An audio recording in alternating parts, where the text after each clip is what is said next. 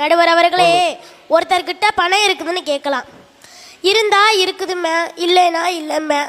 ஆனால் அறிவு இருக்குதுன்னு கேட்கலாமா?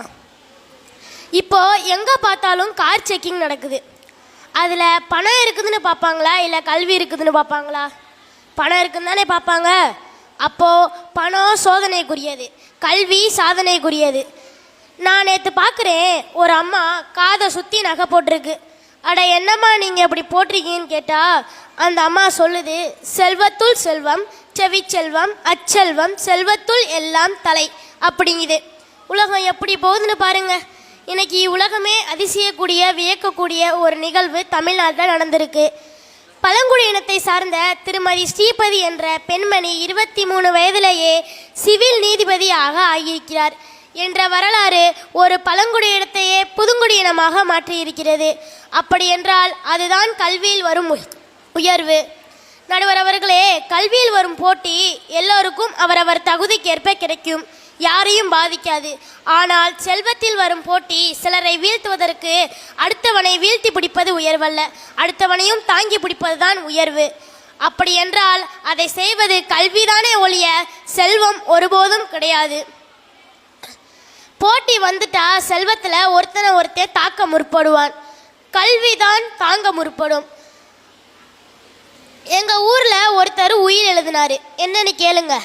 பெரிய வீடு பெரிய பையனுக்கு, அந்த ஃப்ளாட்டு சின்ன பையனுக்கு. கடைசியில் என்ன எழுதியிருக்காருன்னு தெரியுமா? நான் இறந்த பிறகு இந்த உயில் செல்லாதுன்னு எழுதியிருக்காரு. ஆனால் கல்வியாளர்கள் உயிலை உலகத்துக்கே எழுதி வச்சிருக்காங்க. அதுதாங்க புத்தகம்.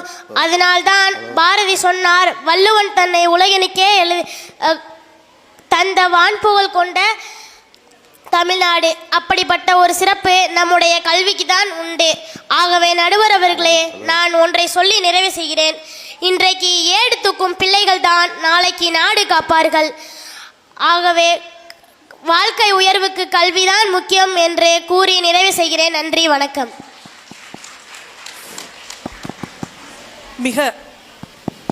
மிக சிறப்பாக யோகேஷ் அவர்களுடைய கருத்துக்களை சொல்லியிருக்காங்க. அவங்க சொன்ன விஷயத்துல ரொம்ப ஆழமான ஒரு கருத்து என்ன தெரியுமா? இந்த ஸ்ரீபதின்ற ஒரு சிவில் ஜட்ஜ் நீதிபதியை பத்தி ரொம்ப அழகா சொன்னாங்க. இது நான் சில இடங்கள்ல இதை ரொம்ப ஆழமா பதிவு பண்ணியிருக்கேன். அதாவது ஒரு கல்வி ஒரு பழங்குடியின அந்த ஒரு பெண்ணை எந்த இடத்துல போய் நிறுத்தியிருக்கு அப்படின்னா, அந்த ஸ்ரீபதின்ற பொண்ணு நமக்கு அடையாளப்படுத்துறதுக்கு முன்னாடி அவளுடைய சூழல் என்னன்றதை நம்ம இந்த இடத்துல தெரிஞ்சுக்க வேண்டிய ஒரு நிலைக்கு தள்ளப்பட்டிருக்கோம். காரணம் என்ன அப்படின்னா, மலை கிராமம் அப்படின்னு சொன்னாலே நம்ம எல்லாத்துக்குமே தெரியும்.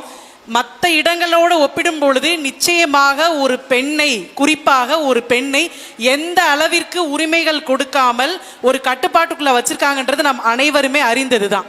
அப்படிப்பட்ட ஒரு சூழ்நிலையில் இருக்கும் பொழுது அந்த பொண்ணு என்ன பண்றாங்க, அந்த ஊர்ல இருக்கக்கூடிய பெரிய ஆட்கள் எல்லாருமே என்ன பண்ணியிருக்காங்கன்னா, அதாவது அங்க இருக்கக்கூடிய உட்கார்ந்து பேசிட்டு இருக்கும் பொழுது அந்த பொண்ணு அந்த இடத்த கடந்து போகும் பொழுது தன்னுடைய ஆலோசனைகளை அந்த பொண்ணு பதிவு பண்ணியிருக்கான்.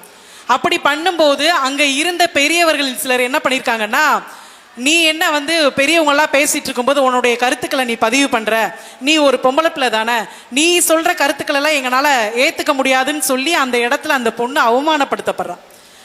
அப்படிப்பட்ட அந்த அவமானம் தான் அந்த பொண்ணினுடைய மனதுல ஒரு மிகப்பெரிய விதையாக விழுந்து எந்த ஒரு பெண்ணை நிராகரித்தார்களோ, எந்த ஒரு பெண் அங்கே அவமானப்படுத்தப்பட்டாலோ, உன்னுடைய கருத்துக்கான அங்கீகாரம் அங்கே கிடைக்கலையோ, இன்னைக்கு ஒரு மாவட்டத்தில் வரக்கூடிய அத்தனை பிரச்சனைகளையும் தீர்க்கக்கூடிய ஒரு நீதிபதின்ற ஸ்தானத்தில் உட்கார வச்சிருக்குன்னா கல்வியினுடைய அந்த ஆழத்தை நாம் இந்த இடத்துல பதிவு செய்யணும். ரொம்ப அழகா சொன்னீங்க. அதாவது இன்னொரு திருக்குறளை ரொம்ப அழகா சொன்னாங்க, செல்வத்துள் செல்வம், செவிச்செல்வம், அச்செல்வம், செல்வத்துள் எல்லாம் தலை. உண்மையிலேயே அது ரொம்ப அழகா நீங்க செல்வத்தோடு ஒப்பிட்டு சொன்னீங்க. ஆனால் அதனுடைய உண்மையான பொருள் என்ன தெரியுமா? செல்வத்துள் செல்வம், செவிச்செல்வம், அச்செல்வம், செல்வத்துள் எல்லாம் தலை. பொதுவாகவே நான் என்னுடைய ஸ்ட்ராட்டஜி ஒன்று நான் ஃபாலோ பண்ணுவேன். அதாவது பார்கவி சொன்ன மாதிரி நானும் படிக்கக்கூடிய காலகட்டத்தில் அந்த கிளாஸ்ல நான் உட்காரவே மாட்டேன். என்ன தெரியுமா பண்ணுவேன்? அப்படியே எங்கேயாவது சுத்திட்டே இருப்பேன். யாரையாவது வித்தியாசமா பார்த்தா நானா வாலண்டியரா போய் பேசுறது, இந்த மாதிரியான சில விஷயங்கள் கிரவுண்ட்ல இருப்பேன். எல்லா இடத்துலையும் சுத்திட்டே தான் இருப்பேன். ஆனால் இது வரைக்கும் என் மேல எந்த விதமான கம்ப்ளைண்ட்டும் வரல. காரணம் என்ன அப்படின்னா, 4 மணி நேரம் இருக்கக்கூடிய கிளாஸை ஒரு அரை மணி நேரம் உட்கார்ந்துருப்பேன். ஆனால் அந்த அரை மணி நேரத்திலையுமே எந்தவித கவன சிதறலும் இல்லாமல் என்னுடைய மனசை ஒருநிலைப்படுத்தி அங்க இருக்கக்கூடிய கிளாஸை அவ்வளோ அப்சர்வ் பண்ணுவேன். அதுதான் செவிச்செல்வம். அப்ப குழந்தைங்களுக்கு அப்சர்வேஷன் ரொம்ப முக்கியம். எளிமையா ஒரு கல்வியை நீங்க போய் சேரணும் அல்லது அந்த கல்வி ரொம்ப ஆழமா உங்ககிட்ட வரணும் அப்படின்னா நீங்க புத்தக புழுக்களா இருக்கணும்னு அவசியமே கிடையாது. எந்த நேரமும் புத்தகங்களோட நீங்க பயணிக்கணும்ன்ற அவசியம் கிடையாது. அரை மணி நேரம் நீங்க படிச்சாலும் போதும். உங்களுடைய மனசை ஒருநிலைப்படுத்தணும், அதற்கு உங்கள் காதுகளை தீட்டி வைக்கணும். அதை தான் செவிச்செல்வம் அப்படின்ற ஒரு விஷயத்த கல்வியினுடைய அடிப்படையாக யோகேஷ் ரொம்ப அழகா சொன்னீங்க. உங்களுக்கு என்னுடைய மனம் நிறைந்த பாராட்டுக்களை இந்த நேரத்தில் பதிவு செய்து கொண்டு, செல்வம் தான் சிறந்தது. நீங்க கல்வியை நீங்க மனசுக்குள்ள வச்சுக்கலாம், ஆனா பீரோல நீங்க பூட்டி வைக்க முடியுமா? வெளியில சொந்தக்காரவங்களுடைய வீட்டு விசேஷத்துக்கு போகும்போது நான் நல்லா படிச்சிருக்கேன் அப்படின்றத வாய் வார்த்தைக்கு சொல்லிக்கலாம். ஆனா நகையோட போனாதான், ஒரு கார்ல இறங்கினாதான் எனக்கான மதிப்பு எனக்கு கிடைக்கும். நான் நிறைய படிச்சிருக்கேங்க, உங்க ஃபங்க்ஷனுக்கு என்னால மொய் எழுத முடியாது, வெறும் பொய் கவர் மட்டும்தான் கொடுக்கணும்னு சொன்னா அடுத்த ஃபங்க்ஷனுக்கு எங்களை கூப்பிடுவாங்களா? அதனால வாழ்க்கையினுடைய அடிப்படை தேவை என்பது செல்வம் தான் அப்படின்னு தன்னுடைய கருத்துக்களை ரொம்ப ஆழமா சொல்றதுக்கு ஹாசினி மேலக் அவங்களே அன்போடு அழைக்கிறோம். அனைவருக்கும் வணக்கம். நடுவர் அவர்களே, எனக்கு முன்னாடி பேசின யோகேஷ் அவங்க இப்போலாம் கார் செக் பண்ணுறாங்களா, கல்வி இருக்கான்னு செக் பண்ணுறாங்களா அப்படின்னாரு. இதில் இருந்து என்ன தெரியுது? பணம் இருந்தால் நாட்டையே யார் வேணாலும் ஆளலாம் என்பது தெரிய வருது. ஆல்பர்ட் நோபல் அப்படின்னு ஒரு அறிஞர் இருந்தார். அவர் ஒரு நாள் இறந்துட்டாருன்னு தவறா தகவல் வெளியானுச்சு. அவரை பற்றி கடுமையாக விமர்சனம் செஞ்சாங்க. நான் இறந்தால் என்னையை கொண்டாட வேணும்னு நினைத்த ஆல்பர்ட் நோபல் தம்முடைய சொத்து முழுவதையும் சிறந்த கண்டுபிடிப்புகளை உருவாக்குபவர்களுக்கு ஆண்டுதோறும் பரிசளிக்க வேண்டும் என நினைத்த அவர் நோபல் பரிசை நிறுவினார். இதிலிருந்து என்ன தெரியுது? ஒரு செல்வந்தை நினைத்தால் கல்வியாளர்களையும் கண்டுபிடிப்பாளர்களையும் மிகச்சிறந்த அளவில் அங்கீகாரம் கொடுக்க முடியும் என தெரிய வருதுங்க. என்னத்தான் விருது வாங்கி வச்சிருந்தாலும் காசு இல்லாமல் காலம் தள்ள முடியாதுங்க. நடுவர் அவர்களே, இப்போது பேசிட்டு போன யோகேஷை பார்த்து கேட்குறேன். உங்கள் வீட்டில் பேரண்ட் வேலைக்கு போகிறாங்க, 1ஆம் தேதி ஆனால் சம்பளம் இல்லைங்க. ஒரு கம்பராமாயண புத்தகம், ஒரு திருக்குறள் புத்தகம், ஒரு கலித்தொகை, 8 தொகை, இந்த தொகையை தவிர வேறு எந்த தொகையை தரமாட்டோம்னு சொன்னால் நீங்கள் தவனை தவச்சிருவீங்க. என்னத்தான் பட்டை இருந்தாலும் பதவி இருந்தாலும் உறவு இருந்தாலும் ஒவ்வொரு நாளும் காலையில் எழுந்தவுடன் உங்கள் வங்கி கணக்கின் மிகப்பெரிய தொகை இருக்கிறது என்றால் அந்த நிம்மதியை வேறு எதுவும் தராது. ஏன் உங்கள் படிப்பும் கூட தான் தராது. எதிரணியை பார்த்து கேட்குறேன். ஒரு கல்யாணம்னா அவங்க அம்மா கழுத்து காதில் நகை போடுறாங்க, உங்கள் டிகிரியை லாமினேஷன் பண்ணி மாட்டிக்கிறாங்க. இல்லை, சமுதாயத்தில் வறுமை எங்கே இருக்கிறது அங்கே ஒழுக்க தேடுதல் அதிகம் இருக்கிறது. ஒரு மனிதனை ஒழுக்கமுடையவனாக மாற்றுவது செல்வம்தான். அவ்வளவு எங்க வயதான காலத்தில் கற்ற கல்வியும் பட்டமும் பயன் தரவில்லை என்றாலும் ஒருபோதும் கைவிடாதது உங்கள் பென்ஷன் தாங்க. ஒரு புது கவிதை எழுதுனாங்க, பெண்ணும் சன்னும் கைவிட்டாலும் ஒருபோதும் பென்ஷன் உங்களை கைவிடாதுங்க அப்படின்னு எழுதுனாங்க. அதனால தாங்க அதுக்கு பேர் பென்ஷன். நீங்கள் நடுவர் அவர்களே, பணம் 10 செய்யும். பணம் என்றால் பிணமும் வாயை திறக்கும். நீங்கள் ஒரு இடத்துல இருந்து இன்னொரு இடத்துக்கு போகணும்னா பஸ்ஸில் போகலாம், காரில் போகலாம், ட்ரெயினில் போகலாம், ஏன் ஏரோப்ளைனில் கூட போகலாம். இது எல்லாத்துலேயும் போகிறதுக்கு காசு இருக்கணுங்க. நீங்கள் படித்தவன் ஆனால் காசு இல்லைன்னு நடந்து தாங்க போகணும். நடுவர் அவர்களே, பணம் 10 செய்யும். பணம் என்றால் பிணமும் வாயை திறக்கும். இதற்கு பிறகு நீங்கள் கல்வி தான் பெருசு அப்படின்னு சொன்னீங்கன்னா நான் ஒன்று சொல்கிறேன். எங்கள் அணியில் 3 பேர் இருக்காங்க, அவங்க கிட்ட நிறையா புத்தகம் இருக்குது, அதெல்லாம் நாங்கள் உங்களுக்கு தரோம். உங்கள் அக்கௌண்ட்டில் இருக்க படத்தில் எங்களுக்கு தாங்க. எப்படி மகளிர் தின எக்ஸ்சேஞ்ச் நல்லா இருக்கா? இதை நடுவர் அவர்களும் அனுபவிக்க வேண்டும் என்று கூறி விடைபெறுகிறேன். நன்றி, வணக்கம். ரொம்ப அழகா சொன்னாங்க. ஆனா இன்னைக்கு இருக்கக்கூடிய சூழ்நிலையில பிரச்சனை என்ன தெரியுமா? பணம் 10 செய்யும் நீங்க சொல்றீங்க, ஆனா அந்த பணத்தை வச்சுக்கிட்டு நிம்மதியா வாழ முடியுமா அப்படின்னு நான் கேட்கல, அவங்க கேட்குறாங்க. அது மட்டும் கிடையாது, இன்னைக்கு பணம் படாத பாடுபடுத்துது. எய்த்த வீட்டுக்காரனை பார்த்தா பணக்கார மாதிரியே நடிக்கணும், சொந்தக்காரனை பார்த்தா ஏழை மாதிரியே நடிக்கணும். இப்படிப்பட்ட சூழ்நிலையில் தான் இன்னைக்கு செல்வத்தினுடைய நிலை இருக்கு அப்படின்ற வாங்க. நம்ம பேரண்ட்ஸ் என்ன நினைக்கிறாங்க? நம்ம புள்ள பெஸ்ட் ஸ்கூல்ல பெஸ்டா எஜுகேஷன் பெறணும்னு நினைக்கிறாங்க. ஏன் அப்படி ஆசைப்படணும்? செல்வம் தான் ஒரு மனிதனை உயர்த்தும்னா அந்த செல்வத்தை ஏன் கல்விக்காக செலவு பண்றீங்க? பொட்டிக்குள்ள பூட்டி வச்சுட்டு பக்கத்திலே உட்காந்துக்க வேண்டியது தானே. எப்பாடுபட்டாவது என் பிள்ளைக்கு நல்ல கல்வியை கொடுக்கணும்னு நினைக்கிறாங்களே, இதிலே தெரிய வேண்டாமா கல்வி தான் ஒரு மனிதனை உயர்த்தும்னு? இன்னைக்கு நம்ம ஒருத்தரை பார்த்து சொல்றோம், இவர் பணக்காரரா இருந்தாரு இப்போ ஏழை ஆகிட்டாருன்னு சொல்லுவோம். ஆனா ஒருத்தர் 10வது படிச்சிருந்தாரு இப்போ 8வது படிச்சிருக்காருன்னு சொல்லுவோமா? ஆக கல்விக்கு எப்போதும் மதிப்பு குறையாது. 12ஆம் வகுப்புல 600க்கு 600 எடுத்தாங்களே நந்தினி, அவங்க கிட்ட பத்திரிகையாளருக்கு கேட்டப்போ, சார் எங்க அப்பா அம்மா தினக்கூலி, நான் படிச்சா மட்டும்தான் என் குடும்பத்தை உயர்த்த முடியும்னு சொன்னாங்களாம். நம் தமிழ் சமூகம் அவ்வை பாட்டி முதல் சுந்தர் பிச்சை வரை அறிவால் உயர்ந்த சமூகம். இப்போ நான் கேட்கிறேன் நடுவர் அவர்களே, மெலுக்கவங்க 50 கோடி வச்சிருக்காங்கன்னே வச்சுக்கோங்களே, அவங்க பேருக்கு பக்கத்துல 50 கோடின்னு போட முடியுமா? இன்கம் டாக்ஸ் ரைடு வரும்ல. இன்னைக்கு 100 பவுன் போட்டு கல்யாண பெண்கிட்ட ஒரு பெண் அந்த குடும்பத்துல அடிமைதான். ஆனா படிச்சுட்டு டிகிரியோட போய் வேலைக்கு போனா அவளோட மதிப்பே அங்க வேற லெவல் தான். அப்போ ஒரு செல்வம் கொடுக்க முடியாத மதிப்பை கல்வி கொடுக்குது. ஒருத்தவங்க கிட்ட கல்வி இருந்தா அந்த கல்வி அவங்கள பாதுகாக்கும். ஆனா செல்வம் இருந்தா அவர் தான் அதை பாதுகாக்கணும். கல்வி கற்க கற்க உயர்ந்து கொண்டே இருப்போம், செல்வம் சேர சேர பயந்து கொண்டே இருப்போம். இதுதாங்க கல்விக்கும் செல்வத்துக்கும் உள்ள வித்தியாசம். சேர்த்து வச்ச செல்வத்தை நீங்க படிச்ச ஆடிட்டர் கிட்ட தாங்க போகணும். எண்ணும் எழுத்தும் கண் என தகும்னு அவ்வை பாட்டி சொன்னாங்க. பணம் படைத்தவங்க கூட தான் குழந்தைகிட்ட, நான் படிக்கலப்பா நீயாவது படிச்சு பெரியாள வரணும்னு சொல்லுவாங்க. ஆனா யாராவது நான் 10 கோடி சொத்து சேர்த்தேன் நீ 20 கோடி சொத்து சேர்ன்னு சொல்லுவாங்களா? சொல்ல மாட்டாங்க. கல்வி கற்றவர்களுக்கு தான் நண்பர்கள் அதிகம், செல்வம் அதிகம் உள்ளவர்களுக்கு எதிரிகள் தான் அதிகம். ஹாசனிமெலுக்கு சொன்னாங்க, பணம் என்றால் பிணம் கூட வாயை திறக்கும்னு சொன்னாங்க. பிணம் எப்படிங்க வாயை திறக்கும்? இதெல்லாம் முட்டாள்தனமான பேச்சா தெரியல உங்களுக்கு? சுவாமி விவேகானந்தர் சிக்காகோ மாநாட்டில் கலந்துக்கிறதுக்கு முன்னாடி பாஸ்கர சேதுபதி செல்வ சீமான கூப்பிட்டாங்க. அவர் அதுக்கு என்ன சொன்னாருன்னா, நான் போய் கலந்துக்கிறத விட கல்வியாளர் விவேகானந்தர் கலந்துக்கிறது தான் இந்தியாவுக்கே பெருமை அப்படின்னாராம்.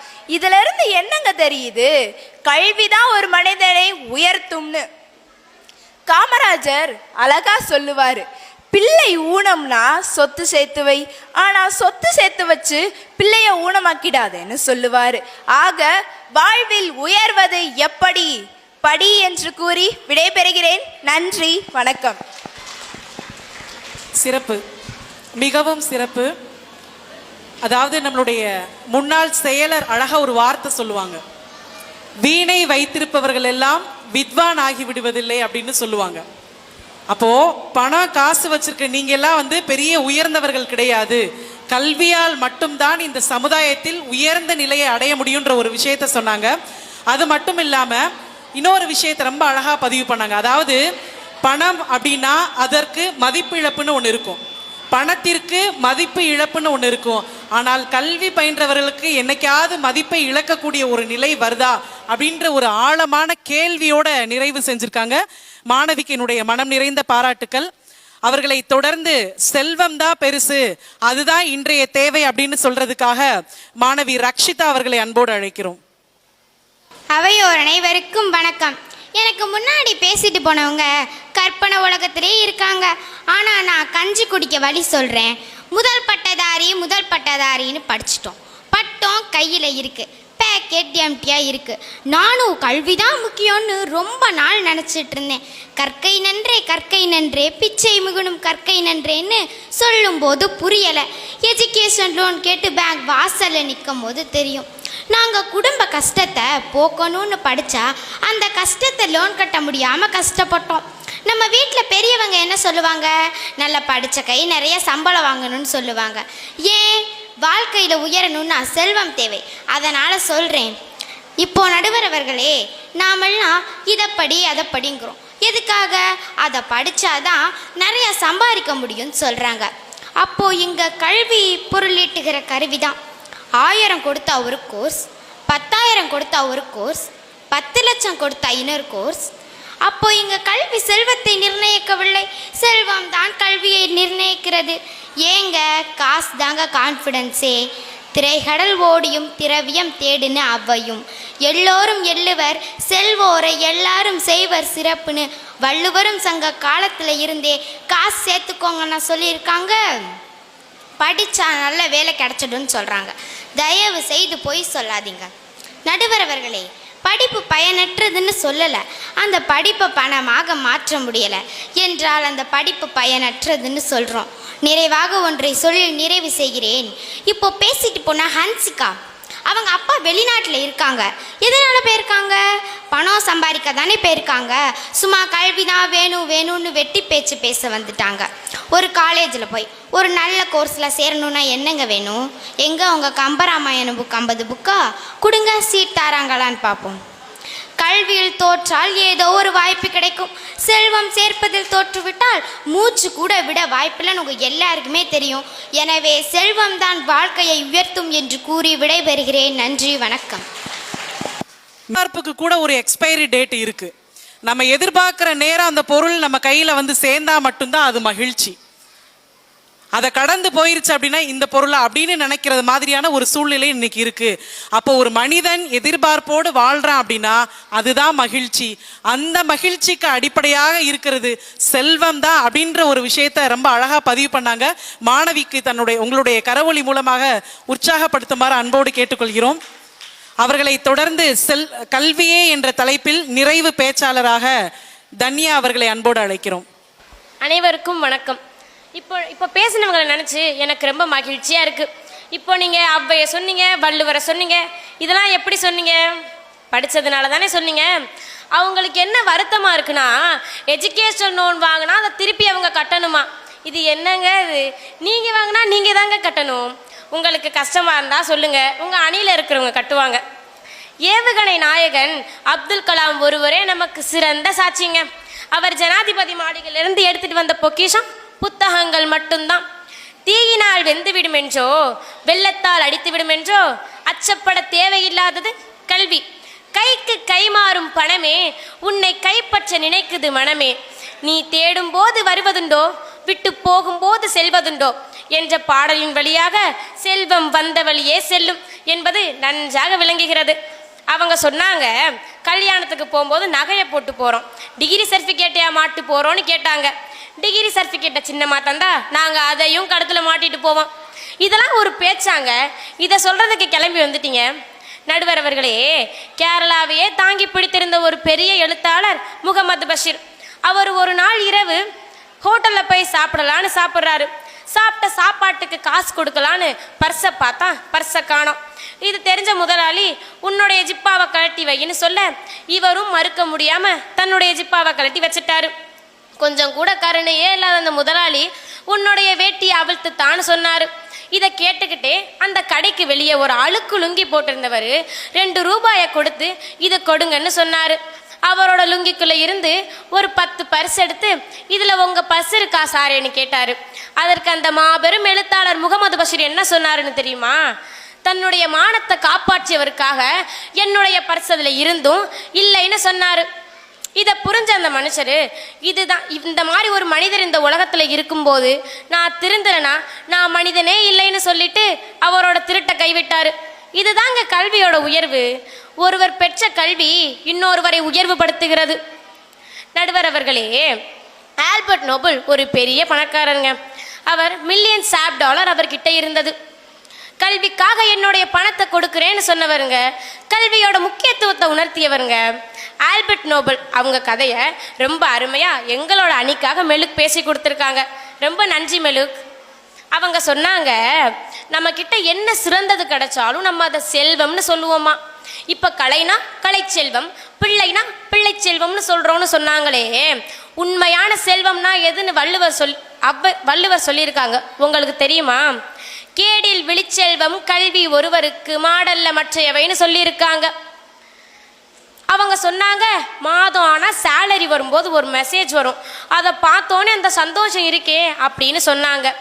அந்த மெசேஜில் பணம் கிரெடிட்டா டெபிட்டான்னு தெரிஞ்சுக்கிறதுக்கு என்ன தேவை? கல்வி தானே தேவை. மேலும் என்ன சொல்கிறாங்க, வறுமை எங்கே இருக்கோ அங்குதான் ஒழுக்க மீறல்கள் இருக்குன்னு சொல்கிறாங்க. உண்மையாவா? இது உண்மையா? பணம் எங்கே இருக்கோ அங்குதான் அறமீறல்கள் நடக்குது. வறுமையிலும் செம்மை என்பதுதான் தமிழ் மண்ணின் பண்பு, அதை மறந்துடாதீங்க. கல்வி ஒன்றுதான் ஒரு மாணவனை மட்டுமல்ல, அவன் குடும்பத்தின் தலையெழுத்தையே மாற்றும். ஆக்ஸ்போர்ட் பல்கலைக்கழகம் செய்த ஒரு ஆராய்ச்சியில் 5 சீர்திருத்தவாதி செலக்ட் ஆகுறாங்க. அதில் 2 பேர் இந்தியர்கள். ஒருவர் புத்தர், இன்னொருவர் அம்பேத்கர்.